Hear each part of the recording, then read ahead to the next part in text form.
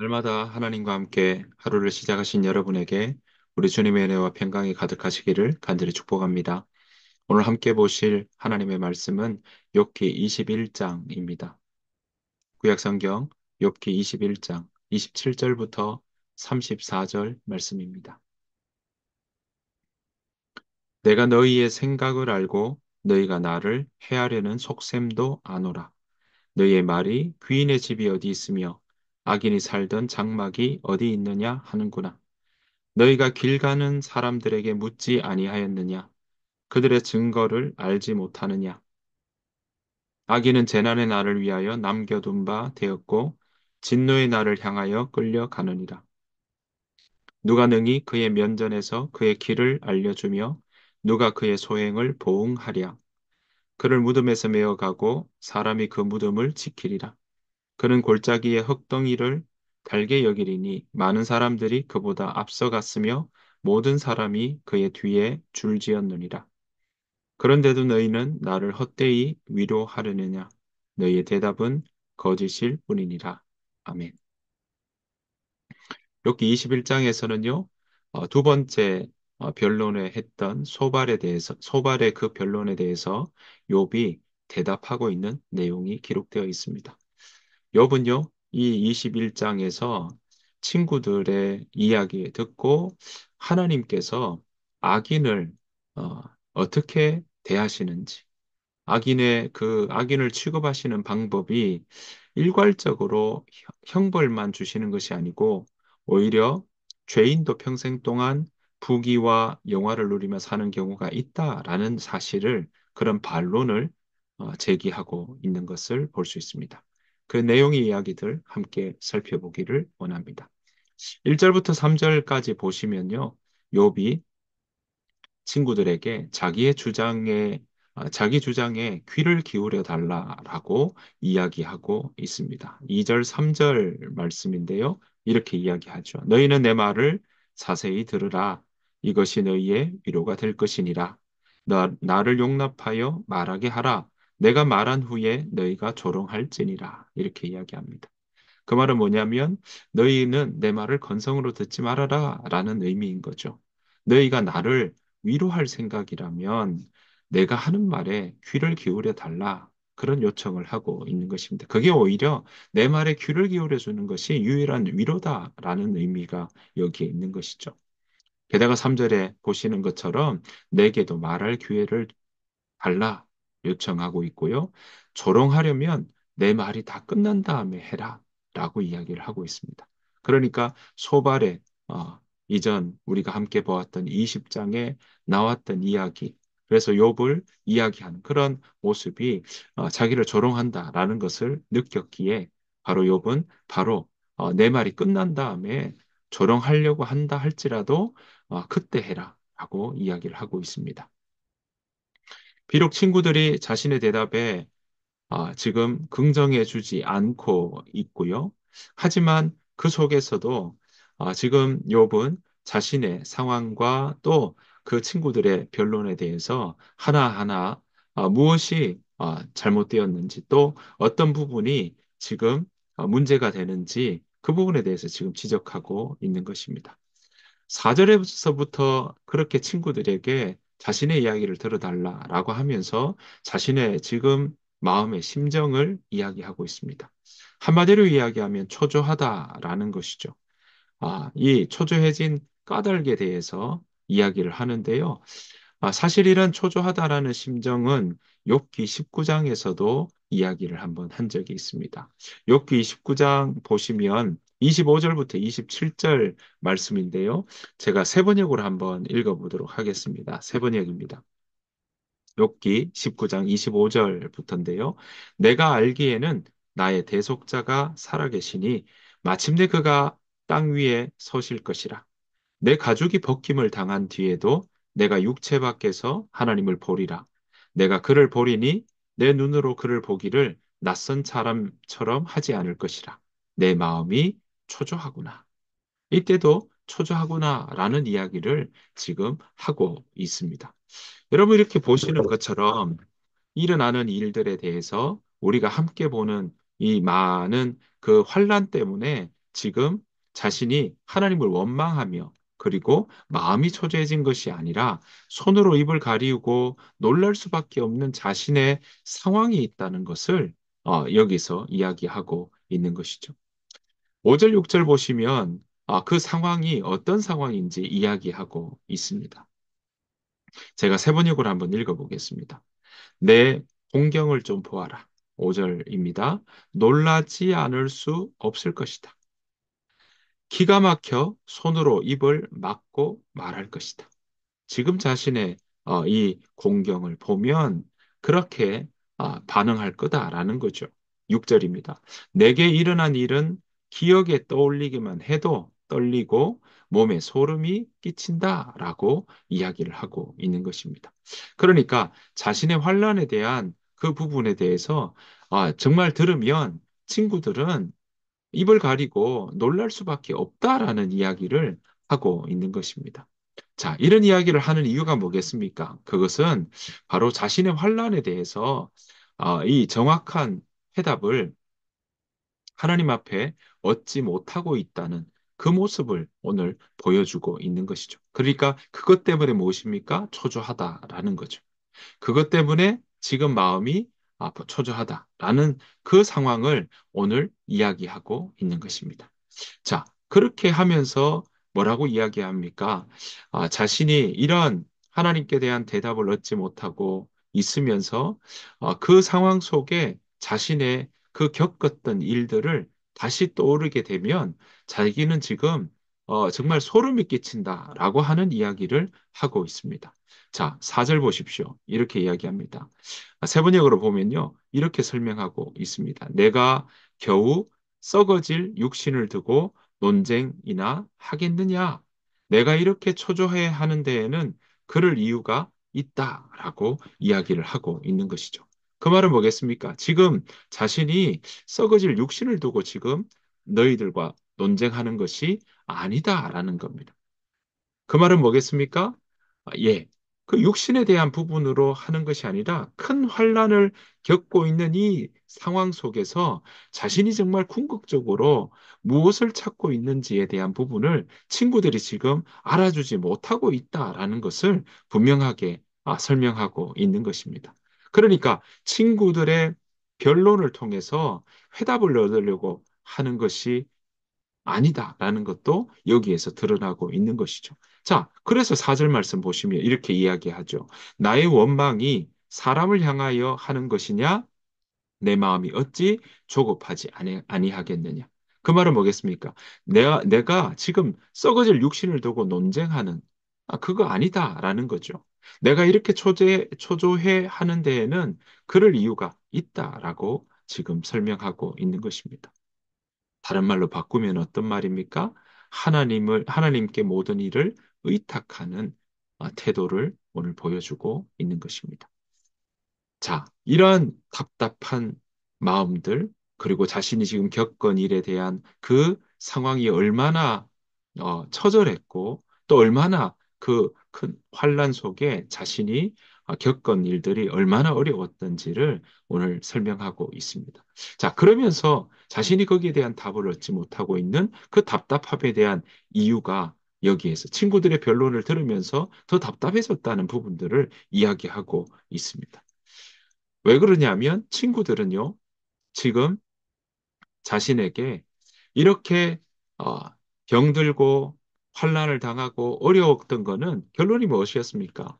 바로 그것은 어, 욥이 바로 악을 행했기 때문에 그렇다라는 논지가 대부분의 주된 논지 아니겠습니까? 그러니까 아니 땐 굴뚝에 연기가 나겠냐? 네가 악을 행했기 때문에 죄를 지었기 때문에 그래서 지금 악인의 심판을 받고 있는 거다. 악인은 그렇게 죄를 짓게 되면 하나님께 심판받을 수밖에 없다. 이 논지로 지금 욥에게 네가 그래서 결과론적으로 봤을 때 바로 지금 이렇게 환란을 겪고 있고 육신의 지금 질고를 당하고 있는 것은 바로 네가 하나님 앞에 악을 행했기 때문에 그렇다라는 의미가 여기에 들어있는 것이죠. 자, 이 논리에 대해서 이렇게 흑백 논리라고 할까요? 이런 논리에 대해서 지금 욥은 반박하고 있는 것입니다. 무엇입니까? 오히려 악인이 죄를 지어도 죄를 지었던 악인이 번영하는 경우가 있다라는 겁니다. 그걸 예를 들어 설명하고 있는 것이죠. 자, 7절부터 13절까지 보면 그가 어떻게 악인이 번영하고 있는지 예를 들어 지금 설명을 하고 있습니다. 자, 7절 보시면 이렇죠. 어찌하여 악인이 생존하고 장수하며 세력이 강하냐. 그러니까 악인이 어떻다고요? 생존하고 장수한다. 세력이 강하다라고 이야기하고 있고요. 8절 보십시오. 그들의 후손이 앞에서 그들과 함께 굳게 서고 그리고 오늘 보시는 것처럼 자손이 그들의 목전에서 걸어가구나. 자손들이 잘 된다 하는 이야기를 하고 있는 겁니다.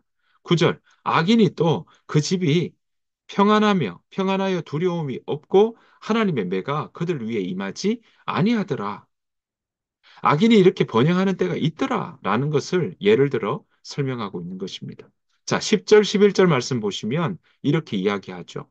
자, 그들의 수소는 새끼를 베고 그들의 암소는 낙태하는 일이 없이 새끼를 낳는다. 그러니까 재산이 풍요하게 된다라는 거죠. 11절. 아이들을 양떼같이 내보내고 그들의 자녀들은 춤춘다. 집안에 여러 가지 기쁜 소식들이 있다라는 것입니다. 자, 12절 보시면요. 그러면서 뭐라고 이야기합니까? 악인들은 정말 그 상황들이 처절하고 슬픔만 가득해야 될 터인데 봤더니 악인들의 삶 가운데도 12절. 그들은 소고와 수금으로 노래하고 피리 불어 즐기며 13절. 그들의 날을 행복하게 지내다가 잠깐 사이에 수월에 내려가느니라. 이렇게 이야기하고 있는 것입니다.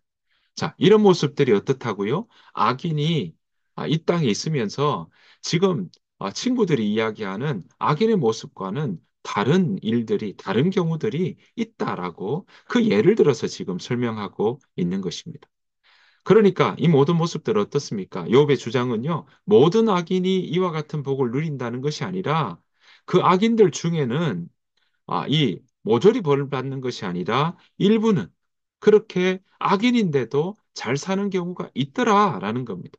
평안할 때가 있더라라는 거죠. 두려움이 없고 그 집안 가운데 정말 하나님의 매가 임하지 않는 경우들도 있더라. 자녀들은 춤추는 경우가 있더라라고 이야기하고 있는 것입니다. 그러니까 욥은요, 이런 반박을 통해서 악인에 대한 보응이 하나님께서 악인에 대한 징벌을 내리는 것이 그러면 하나님의 그 죄에 대한 징벌이 없느냐라는 그런 의미의 반박이 아니라 악인의 일부 악인에 대해서는 번성하고 잘 살아가고 형통한 것처럼 보일 때가 있다라는 겁니다. 그 말의 의미인즉슨 바로 악인에 대한 보응은 분명히 있지만 그 보응이 반드시 이 땅에서 주어지는 것은 아니다라는 것을 설명하고 또 주장하고 있는 것입니다. 그러니까 이 땅에 무조건 어, 악인이 죄를 지었을 때 바로 징벌받는 것이 아니라 그것이 때로는 이 죄를 범죄한 일과 그리고 징벌받는 일들이 즉시적으로 일어나지 않을 때가 있다라는 부분들도 설명하고 있는 것입니다. 이를 통해서 어떤 부분을 이야기하고 있습니까? 친구들이 지금 이야기하고 있는 인과응보로 결과론적으로 아, 죄를 지금 환란을 겪고 있는 모든 것은 바로 하나님께서 징벌했기 때문에 그렇다. 라는 논지에 대해서 그거 무조건 맞다고 이야기할 수 없다라는 거죠. 그래서 친구들의 변론이 지금 결론적으로는 요백에 아, 조언하고 도움을 주려고 그렇게 이야기하면서 원인을 찾아주는 것처럼 보이지만 그게 나에게 적용되지 않는 그러한 조언이다. 그러니까 조언이 될 수 없고 무익하다, 나에게는. 그리고 헛되다. 그리고 그것은 무조건 100% 맞다고 이야기할 수 없는 부분이다. 라고 지금 욥은 설명을 하고 있는 것입니다. 사랑하는 성도 여러분, 그렇습니다. 욥이 이야기하는 것처럼 우리는 때로는 이 땅에 있으면서 악인의 형통함 또는 우리가 소위 말하는 정말 우리가 보기에는 악한 사람인 것 같은데 또 우리가 생각하기에는 그런 여러 가지 객관적인 부분으로도 정말 잘못을 저질렀다고 생각하는데 오히려 그 일들이 잘못에 대한 거기에 걸맞는 그런 이 징벌을 받거나 처벌을 받는 것이 아니라 때로는 오히려 더 잘 되는 것처럼 보일 때가 있다라는 것입니다. 그럴 때 우리의 마음에는 불편하게 느껴질 수도 있겠죠. 하지만 여러분 기억하십시오. 오늘 욥도 이야기하는 것처럼 여러분 그러한 징벌이 바로 이루어지지 않는다고 해서 바로 처벌받지 않는다고 해서 그것이 무조건 그 행동이, 행실이, 그리고 범죄한 그 일들이 하나님 앞에 잘못을 저지른 그러한 모습들이 정당화될 수는 없다라는 것입니다. 물론 거기에 대한 처벌이 바로 응징되고 바로 처벌된다고 이야기할 수는 없다는 사실도 우리는 기억해야 할 것입니다. 우리는 하나님께서 바로 정의의 하나님인 동시에 공의의 하나님인 동시에 사랑의 하나님이라는 사실을 우리는 기억해야 할 것입니다. 성경은 오늘 우리에게 늘 우리에게 강조하고 있습니다. 사랑의 하나님은 바로 정의의 하나님이시다라는 것이죠. 그 하나님께서 언제 그 하나님께서 그 공의의 모습을 보이시고 또 사랑의 모습을 보이실지는 우리는 그때와 그 시는 다 알 수는 없습니다. 특별히 악인에 대한 그런 공의 또 정의에 대한 부분들을 우리가 그때 또 어느 때라고 우리가 판단하고 규정 지을 수는 없습니다. 하지만 그 하나님께서는 바로 공의의 하나님이시기에 바로 그 잘못에 대한 부분은 심판하시고 또 아, 정의가 죽지 않게 또한 사랑이 아, 변질되지 않도록 우리에게 변함없이 그 일들을 이루어 가신다는 사실을 기억해야 할 것입니다. 그 약속을 믿고 또 그것을 붙잡고 우리가 하나님을 믿는 것, 악인이 형통하게 보이는 것 때문에 우리의 신앙에 실망을 가지고 낙담하며 나아갈 일이 아니라 오히려 그 하나님을 우리가 더욱 믿으며 우리가 우리의 앞길에 하나님의 그 공의와 정의를 더욱 생각하며 걸어가는 매일매일의 삶이 매일매일의 하루가 되어야 할 것입니다. 올 하루도 우리는 그 하나님을 믿으며 우리가 우리의 삶 가운데 주어진 우리의 한날의 삶을 하나님을 기쁘시게 하는 그러한 자리로 하나님을 기쁘시게 하는 것이 무엇인지 생각해 보며 살아가는 그러한 하루로 살아내는 저와 여러분들의 삶이 되시기를 간절히 축복합니다. 주님께서 가르치는 기도로 마치겠습니다. 하늘에 계신 우리 아버지여, 이름이 거룩히 여김을 받으시오며, 나라가 임하옵시오며, 뜻이 하늘에서 이루어진 것 같이 땅에서도 이루어지이다. 오늘 우리에게 일용할 양식을 주시옵고, 우리가 우리에게 죄 지은 자를 사하여 준 것 같이 우리 죄를 사하여 주시옵고, 우리를 시험에 들게 하지 마시옵고, 다만 악에서 구하시옵소서. 나라와 권세와 영광이 아버지께 영원히 있사옵나이다. 아멘. 오늘 주신 말씀 생각하시면서 우리가 함께 기도하며 오늘 하루를 살아내기를 원합니다. 하나님, 우리가 우리의 신앙으로 오늘 하루도 교회에서의 신앙의 삶만이 아니라 우리 일상 오늘 하루를 살아가는 하루에도 우리가 신앙으로 살아낼 수 있도록 우리를 붙잡아 주옵소서. 우리 그 마음으로 함께 기도하며 나아가기를 원합니다. 우리의 일상을 놓고 기도하고요. 또한 우리 공동체를 놓고 함께 기도하고 교회를 위해서도 나라를 위해서도 함께 기도해 주시길 바랍니다. 오늘 함께 기도하며 오늘 하루를 살아내도록 하겠습니다. 다 같이 기도하겠습니다.